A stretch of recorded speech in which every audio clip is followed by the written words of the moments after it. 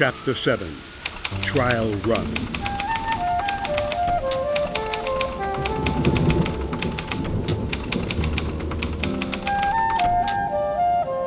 There was no hesitation about laying the official blame on Giuseppe Zangara and making the little bricklayer pay the price.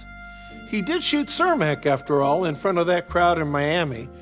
The only hiccup was how long it took Anton Cermak to die.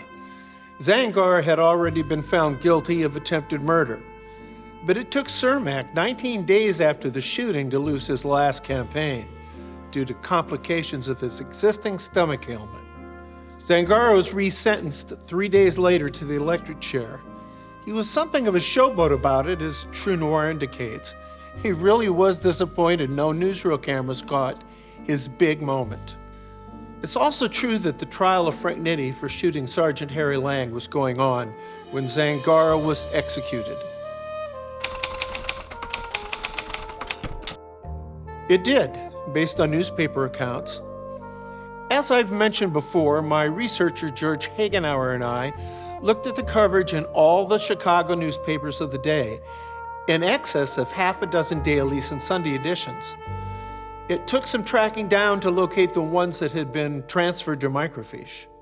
But the Nitti trial, a big deal in the press, though playing second fiddle to Zangara's execution, didn't get much coverage in any history books, not even the true crime variety. Of course, the pressures put on Nate Heller by the prosecutor and Elliot Ness are fictional, though extrapolated from the facts.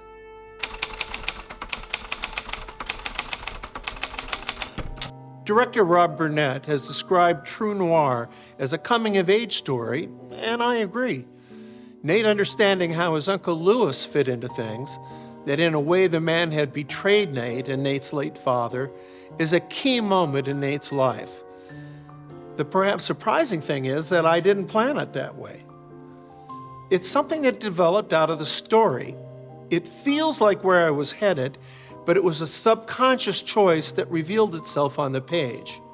I think in any novel, things that happen like that are a real plus. The characters have taken over the story, and that organic element makes a fictional narrative seem real, not just a contrivance. The important thing here is how savvy Heller has become. He's gone from being manipulated by just about everybody he encounters to manipulating General Dawes into giving him the pickpocket job at the fair, despite having essentially double-crossed Dawes. And Nate puts Uncle Lewis, who has seemed such a benign figure till now, in his place. As I mentioned, True Detective was the longest private eye novel ever written at the time. Stolen Away, about the Lindbergh kidnapping, would be even longer. So, in our 10-episode adaptation, something had to give. In the book, Heller and Marianne drive from Chicago to the Iowa-Illinois Quad Cities so Nate can meet her father and also talk to her missing brother's friends, essentially investigating Jimmy's background. Mr. Beam manages the radio station WOC, which stands for World of Chiropractic, where Heller meets sportscaster Dutch Reagan, Ronald Reagan.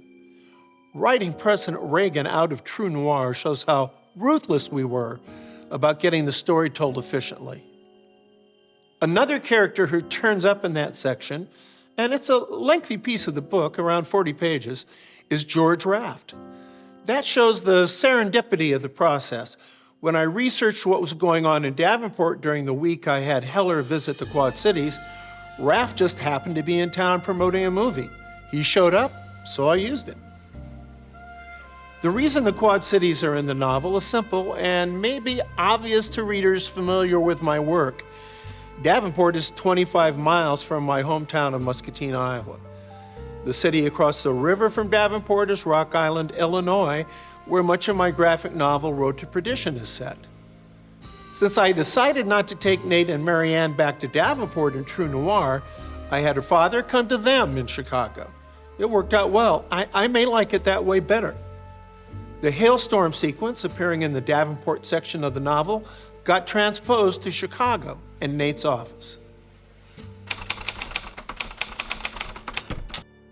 True Detective was written in 1981 and 82 on spec. I did not have a publisher lined up ahead of time. Usually I do, selling a novel and a proposal. But True Detective was so different in approach and concept from traditional mystery novels, the length, the size of the story, I felt I needed to submit it in finished form. Also, this was at a relatively early point in my career. Using the Mayor Cermak assassination as the central crime was there from the start. The similarities between Joe Zangara and Sirhan Sirhan, Robert F. Kennedy's assassin, were striking. As True Detective developed, I could see the possibility of writing a series about Nate Heller that would conclude with the two Kennedy assassinations, JFK and RFK. I was already obsessed with President Kennedy's murder and read all the books about the assassination. Not much was written about RFK initially, but the JFK shooting generated articles and books almost from the beginning. Fewer conspiracy theories about Bobby came about because, like the Zangara shooting, there'd been so many witnesses. Eventually, I wrote about both Kennedy assassinations as part of the Nathan Heller memoirs, but I didn't conceive Nate as a recurring character. You don't write the first book in a series thinking about the second book, or at least you shouldn't. Writing a private eye novel on such a big landscape did not come with a roadmap. I had plotted True Detective to conclude with Heller witnessing the shooting of John Dillinger in Chicago, and then going undercover on the road with the famous outlaws of the period, Pretty Boy Floyd, Babyface Nelson, Ma Barker, and so on. The concept was that Heller would first deal with the urban criminals, the gangsters like Capone and Nitti, and then with the outlaws of the Bonnie and Clyde variety. These groups were concurrent in history and interacted at times, but TV and movies and novels always seemed to depict them separately. I wanted to show that the gangster era and the outlaw era were really one and the same. So, I was working on that section of the novel, the concluding section, when I realized I was well over 100,000 words, with the end nowhere in sight.